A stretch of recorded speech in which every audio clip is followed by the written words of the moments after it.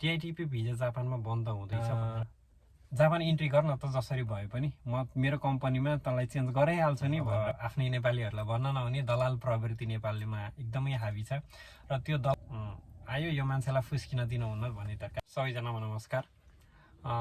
आज धेरै पछि म एउटा इन्फर्मेटिभ भिडियो लिएर आइपुगेको छु र आजको भिडियोमा चाहिँ टिआइटिपी भिजा जापानमा बन्द हुँदैछ भनेर फेरि हल्ला चल्न लागेको रहेछ। त्यो हल्ला चाहिँ हल्ला मात्रै हो भनेर जानकारी दिन यो भिडियो बनाउँदैछु। टिआइटिपी या त जापानिज भाषामा गिनौजी स्युजे भिजा पनि भन्छ। यो भिजा चाहिँ बन्द हुन लागेको नभएर यसलाई चाहिँ परिमार्जन गर्न लागि हो।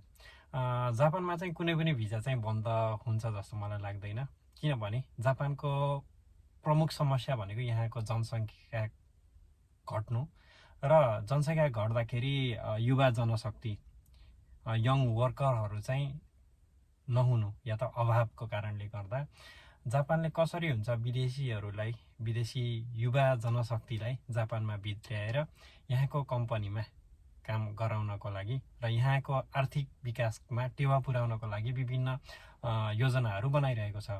त्यस कारणले गर्दा जसरी पनि विदेशीहरूलाई भित्र्याएर यहाँको काम गर्नुपर्ने र यहाँको कम्पनीहरू चलाउनु पर्ने बाध्यता जापानको रहेको हुँदा उनीहरूले भएको भिजा बन्द गर्नुभन्दा पनि जापानिज भाषामा भन्दा यारियासुई हो भन्छ, कसरी हुन्छ सहज बनाउने गतिमा गइरहेको छ र त्यसको लागि विभिन्न अध्ययन र अनुसन्धानहरू पनि भइरहेका छन्।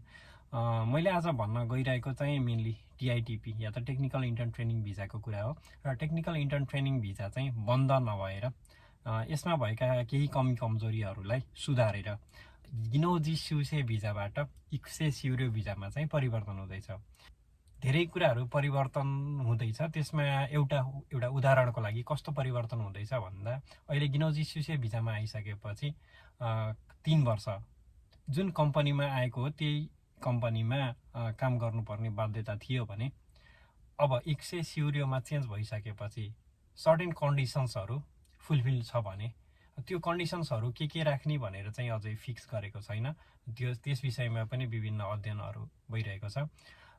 सो सर्टेन कन्डिसन्सहरू फुलफिल भएको छ भने चाहिँ 1 वर्षमै पनि तेन्सगु गर्न मिल्ने भनेर चाहिँ त्यो बन्दैछ।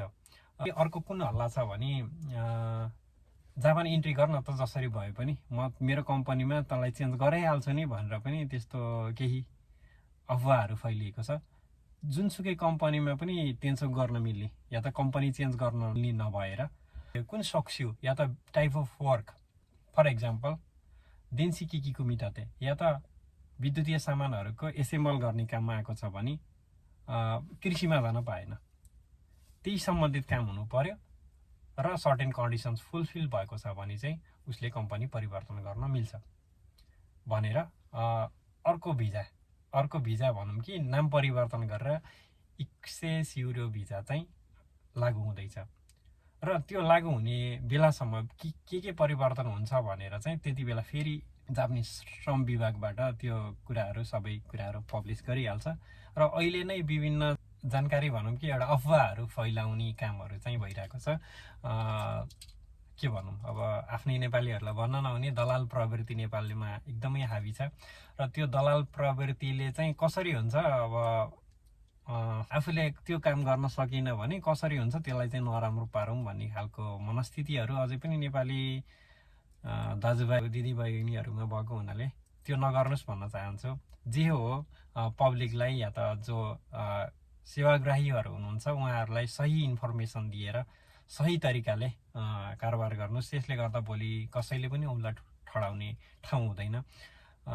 तपाईँले आज कसैले 1 जनालाई ठग्नु होला, 2 जनालाई ठग्नु होला, भोलि त्यही मान्छेले यसरी मलाई ठगेको भनेर थाहा पाइसकेपछि भोलि उसैले तपाईँलाई औँला नउठाओस्। तपाईँले राम्रो इन्फर्मेसन दिएर राम्रो तरिकाले पठाउनुहुन्छ भने त्यही मान्छेले भोलि तपाईँलाई यो ठाउँमा गइस् भने उसले राम्रो गाइड गर्छ, त्यहाँ जानुहोस् भनेर अरू मान्छेहरूलाई पनि तपाईँसँग परिचित गराउँछ। त्यही भएर सही इन्फर्मेसन दिनुहोस्, सही तरिकाले मान्छे पठाउनुहोस्, बिजनेस लङ बनाउनुहोस्, लङ लास्टिङ बनाउनुहोस्। आयो यो मान्छेलाई फुस्किन दिनुहुन्न भन्ने तरिकाले प्रलोभनहरू देखाएर उसलाई फसाउन नखोज्नुहोस्, किनभने अहिले जानेको छैन भन्दैमा भोलि पनि नजान्ने भन्ने हुँदैन। भोलि जान्ने भइसकेपछि तपाईँलाई ठाडो नगराओस्, तपाईँलाई सबैजनाले मानोस्, तपाईँहरूको त बिजनेस सबैजनाको फुलोस् फलोस् त्यही चाहन्छु म। र यस्तै गरी अरू पनि केही इन्फर्मेसन चाहनुभयो भने मलाई मेसेज गर्न सक्नुहुन्छ र म समय मिलेको बेलामा यसै गरी एन्सर दिनेछु।